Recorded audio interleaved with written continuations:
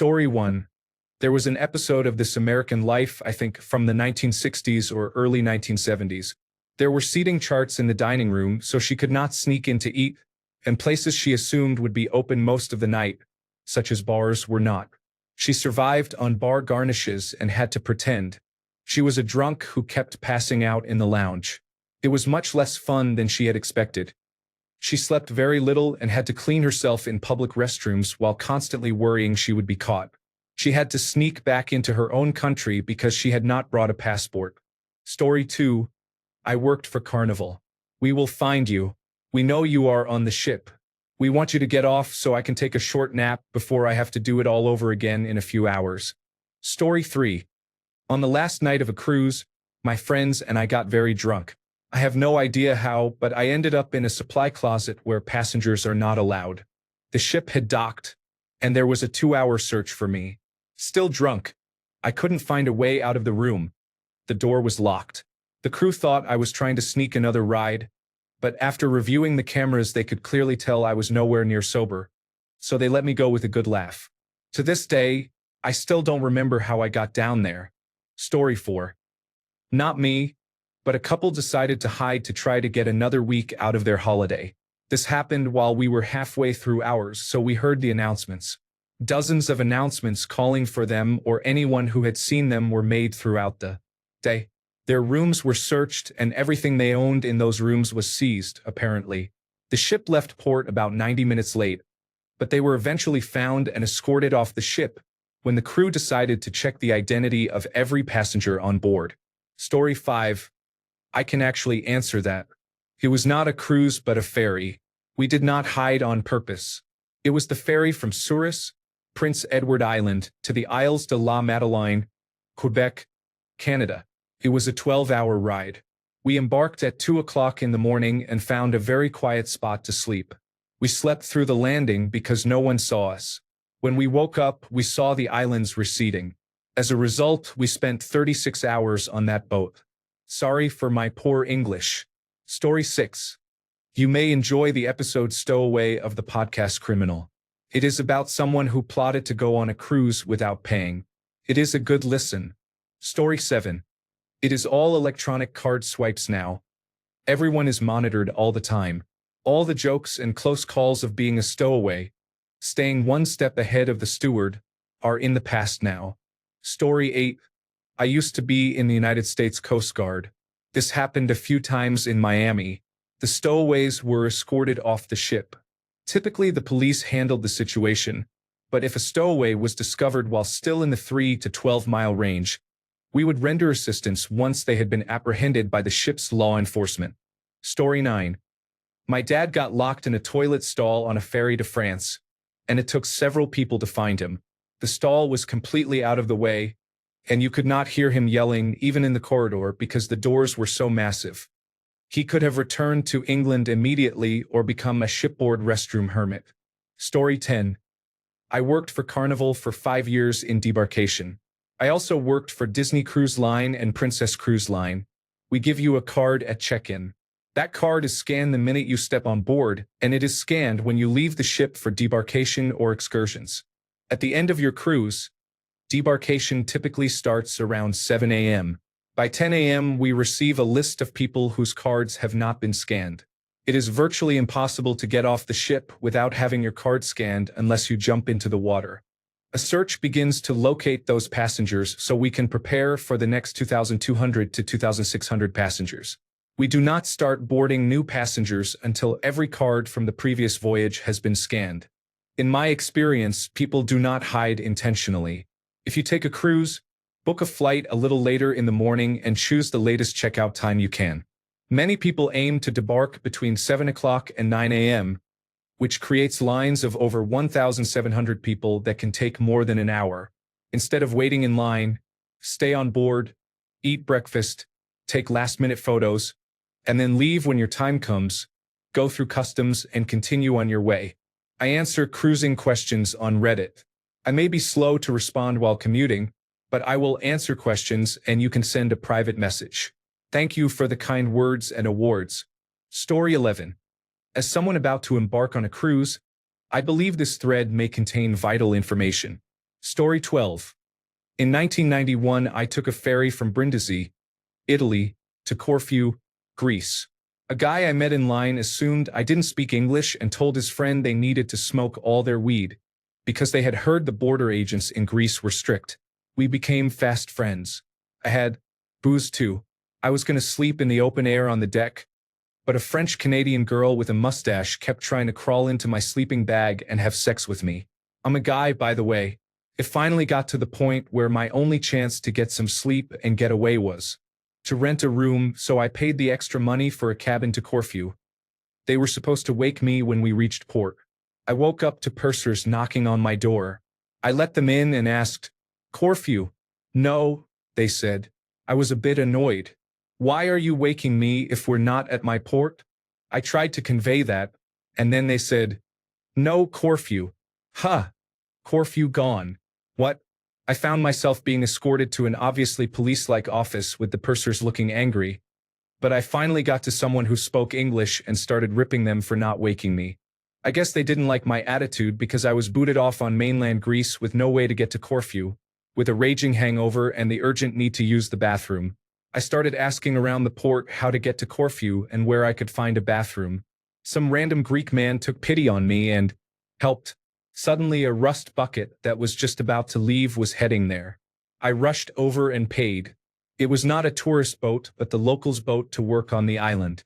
I made a beeline for the head, but a man stopped me. No using the bathroom while in port. I had to wait until we passed the breakwater. By this point, my clenched muscles had been working for an hour or so. I was sweating profusely and the hangover was really kicking in. I curled up in the fetal position next to the big cowl vent until we neared the breakwater. Then I headed toward the head. We finally passed and the man opened the door. You know that sense of relief when you finally get to a bathroom after more than an hour of clenching? It was palpable. I got into the bathroom and was hit with a wall of hot stench. No worries, I thought. I can do the old upper lip trick to close my nostrils. I was on a mission. I opened the stall door and found no toilet. This is Greece. It was a hole in a feces-covered floor with 2 spots for your feet. At that point, something in the back of my brain wondered why there was feces all over the floor, but too many other things were going on for me to consider it seriously. Then the waves hit. My pants were down. I was bending into the squat, and I heard a gurgling, bubbling sound. Because I had just begun the squat, my eyes were perfectly aligned with the hole. There I saw a black liquid mass working its way up from the deep like an angry creature. From the Earth's core. Those thoughts from the back of my brain rushed forward into the spotlight. Now I strongly suspected that the Greeks, or at least most of them, did not have prehensile anuses. There was a perfectly valid reason the floor was covered in feces, and I was witnessing it. I pulled my pants up and burst out of the stall just as the morass rose from every stall, nipping at my heels as I skipped over the bulkhead and out the door. I returned to my fetal position on the bow, clenching and shivering for the 3-hour trip to Corfu. Story 13. I have been doing this for a couple of years. They gave me a name tag and now I work here. Story 14. I am a stand-up comic who works on cruise ships 3 to 4 months out of the year. Guests who take forever to leave are inconsiderate. Ship employees cannot leave until every last guest has exited the vessel. If a guest is taking their time or hiding, they may be keeping more than 100 employees from going home. Many employees are on the ship for 8 months, so every second counts when they just want to get off and go home. Get the fuck off the boat. Story 15. Ships tend to have very good tracking of their passengers. There are security cameras everywhere, and when passengers disembark, the crew perform a thorough walkthrough inspection. Passenger areas are open and have no hiding places. If a passenger entered a crew area, which happened occasionally, we would notice immediately. I have never had a passenger try to stow away, but I have definitely seen crew members run away from the ship. This mostly happened in American ports. When I was working on ships, I could not wait to get off every time I saw land. Why people go on cruises is beyond my comprehension. Story 16. I was going through a very hard bout of depression in 2012 and had nothing in my life besides an overnight job at a gym. My parents planned a family cruise in March as our Christmas present. I intended to say goodbye to my family at the end of the trip, get off at the last island and not get back on. Then I learned the cruise company would alert local authorities if I did not reboard. I wanted to island hop for a while instead of backpacking through Europe to think and have adventures. I did not want to end up in a Caribbean jail. Story 17. My friend did this on a mini cruise from Newcastle to Amsterdam. He cannot handle his drink. After a few drinks, he lost control. He ripped a table from the wall and threw it overboard, took off his shirt and another friend's shirt and threw them overboard while shouting "we." He was quickly sent to the brig and had his passport confiscated, which meant he could not get back on the boat after our day in Amsterdam. He tried to hide under a bed, but according to him, he could not fit, so his feet were sticking out. He said he was caught straight away, removed from the ship, and we did not see him that day. When we got back on the boat and he was not under the bed, we were concerned. We asked his closest friend to call his father to say we had lost his son, laughing, and his father said he already knew and had booked him a flight. It turned out he had ventured off the boat in a panic, somehow managed to find the British embassy, and explained his situation. They organized for him to fly home without a passport. Every time I see him, I ask him to tell the story again for a laugh. Story 18. My ex-girlfriend was a cruise ship photographer. I asked her about this before. She said they checked everyone on and off at every stop. She had heard of people trying to stow away, but it turns into a massive search to find them. The ship awarded the staff member who found a stowaway with a bonus, though she never said what it was. She also told me that once someone hid so well, the ship was about 6 hours late leaving. The person was eventually found or surrendered and was arrested by port authorities. Story 19. Every cruise ship has an employee section that includes club and bar areas. I once got access after flirting with a bartender. Beers were $1 and everyone was wasted. That's an area I would look into. You'll never find it on your own. You definitely need an employee to show you how to get in.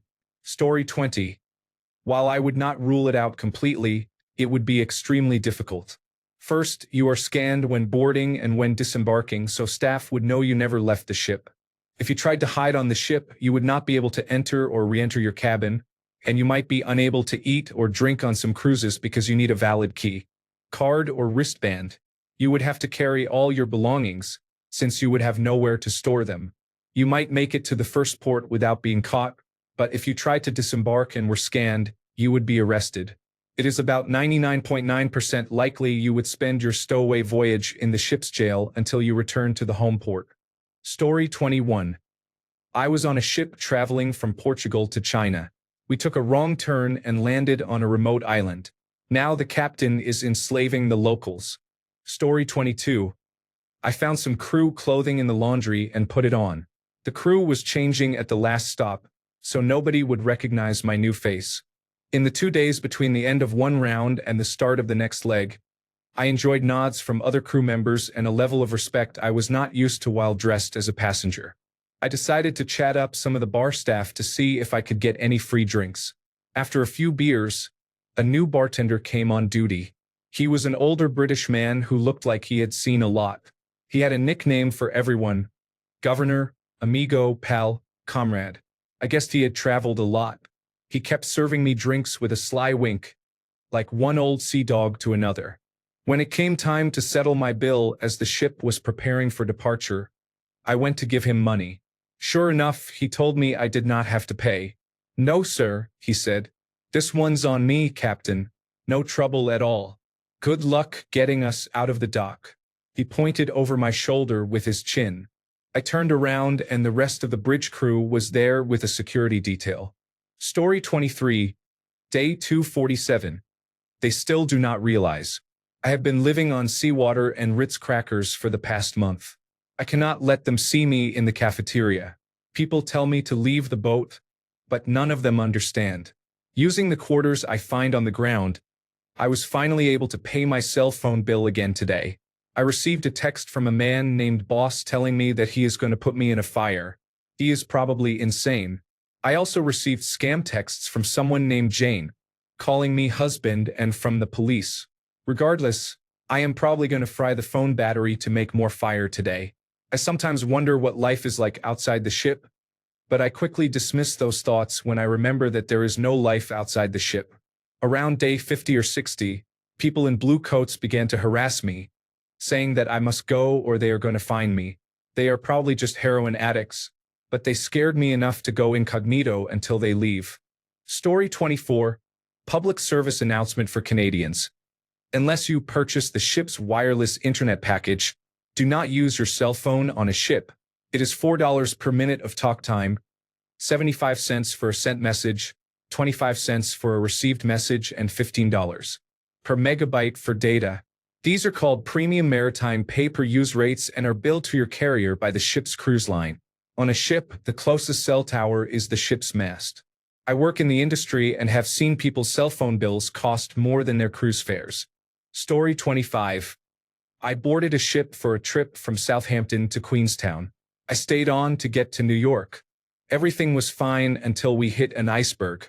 It has been 107 years, and we still have not docked. This sucks. At least the water is heating up finally. Story 26. That will not happen. You must check out with your cruise card or identification. If you are not checked out, the crew will announce on the intercom to check out and will send teams to look for you. After 20 minutes, they will announce again, stating you are in violation of maritime law. Once they find you, you will be banned from future cruises and may face a hefty fine. Source. A friend worked for cruise lines for 4 years. Story 27. Here's a podcast about a woman who snuck aboard a cruise ship. Criminal, stowaway. Story 28. This was not a stowaway but a cruise ship worker for Royal Caribbean. It actually happens about once every month or two. My favorite case was when someone got very high on acid and locked themselves in the bathroom because they were with their family and did not want them to find out. The cruise docked, and when it was time to disembark, the family panicked trying to find him. Security eventually found him. He admitted he planned to leave his family behind in port and take the cruise a second time. There was no way he could have gotten away with it because the crew makes sure everyone is off the ship before allowing new passengers on, and if security had not found him, the cleaning crew would have. Story 29. I was on a cruise when a man climbed down toward the lifeboats. He fell overboard and drowned. A few days before Christmas, a crew member on a jet ski pulled his waterlogged body from the ocean. I cannot recommend it. His ghost is probably still there. Story 30. Don't do it on a Disney cruise. Hours of brutal torture at the hands of Goofy will mess up your world. Last time I heard his ahyuk, I had a flashback and 8 months of therapy were undone. Do you want to be waterboarded by an anthropomorphic dog? Do you want to hear him sing, "When You Wish Upon a Star," while putting out cigarettes on your arm? Don't do it, bro. Story 31. This should be tagged as serious and receive upvotes like crazy because I bet there are some pretty good stories out there. Story 32. My ex told me this story. When we split up, he said he was mentally affected by it, so he went on a singles cruise with his friend. The problem was that he was in his early 30s and everyone else was over 45. The cruise did not improve his mood until they landed in Jamaica and he and his friend took a taxi to a bar in the bush. There he met a woman, won a game of pool, and life felt good again. They heard the ship's warning signal, so they returned to the boat. My ex was upset and did not want to continue. So he put important documents in a plastic bag and jumped off the boat. Although he is a Newfoundlander, he swims poorly and Jamaican authorities had to rescue him. They questioned him for 24 hours about his sanity and whether he had money to get home, until he was able to call the woman he had met at the bar to verify his story. They released him and gave him 3 weeks to visit and enjoy the island. The rest of the story is dull. He stayed and spent a few weeks with her until he started being asked for money all the time. Later, I met a man from Jamaica. I live in northern Canada, and he knew the story. Apparently my ex is island lore now. Story 33. I tried it once. There was a homeless man called Harry who had stowed away, and I got talking to him. It turned out that he had helped a rich man, who rewarded him with a ticket for the cruise ship. The captain was not pleased because Harry looked kind of scruffy and this was a nice ship. The captain let him stay, but he was only allowed to use the facilities at night and had to sleep in a maintenance room. The cruise ship was large and had many amenities. A casino, a restaurant, a mini golf course, a bingo hall, and a swimming pool. Harry chose the pool. He had never been in a swimming pool before, but he saw the diving board and decided to try it. He turned out to be a natural. He was so good that the captain was impressed and wanted to showcase him to the guests. The captain let him stay for a few months to practice and entertain everyone. That was not enough for the captain. He wanted it bigger and better each time. One day the captain decided to make the diving board much higher, which did not bother Harry. On the big day, the board was extremely tall. Harry was a little intimidated, but he went along with it because he finally had somewhere to stay. He began to climb what he described as a never-ending ladder to heaven. Halfway up he noticed he could no longer see the pool and that the clouds and seagulls seemed closer. He reached the top and dived, knowing he might miss and die. He dived perfectly. There was no splash at all. However, because of his velocity, he went straight through the floor of the pool, piercing several decks, past the casino, past the tennis court, past the golf course, past his bedroll, until he went straight through the ship itself. Everyone thought he had died, but after 5 minutes he resurfaced, much to everyone's disbelief. The captain could not believe it and asked how Harry had done it. Harry replied, "Well, Captain, I have been through many hardships in my time." Story 34. This is probably the fastest post to reach the Reddit front page. For a very specific question, that is an enormous number of answers. You all are amazing. Story 35. Paulette Cooper set out to become the first successful woman stowaway. She did it not by hiding, but by making herself conspicuous. Feigning alcoholism, deliberately wearing low-cut dresses, and becoming the ship's ping-pong champion. This is her account of a week on board. The podcast Criminal interviewed her. Story 36. I used to work with Carnival Cruise Lines and had an active role in the debarkation process. Debarkation was typically a 3 to 4 hour process on the larger vessels. Guests were scanned off the ship using their sail and sign card, which served as an onboard debit and credit card. As guests were scanned off the ship, their names were checked off the manifest. Any remaining names were called over the shipboard public address system until they were found or confirmed to be in the customs queue. A security sweep was performed on each deck, checking all bathrooms, crew-only areas, open decks, and guest cabins. Guest cabins were typically swept by housekeeping staff. Each member of the security team was given a physical list to carry from location to location until the entire ship had been swept, except for sealed areas such as the engine control room and the bridge. Any guest who did not make an active effort to vacate the vessel or who attempted to stow away was arrested and escorted off the vessel by the law enforcement agency with jurisdiction in that harbor or port. I only saw it happen once, and it was not pleasant.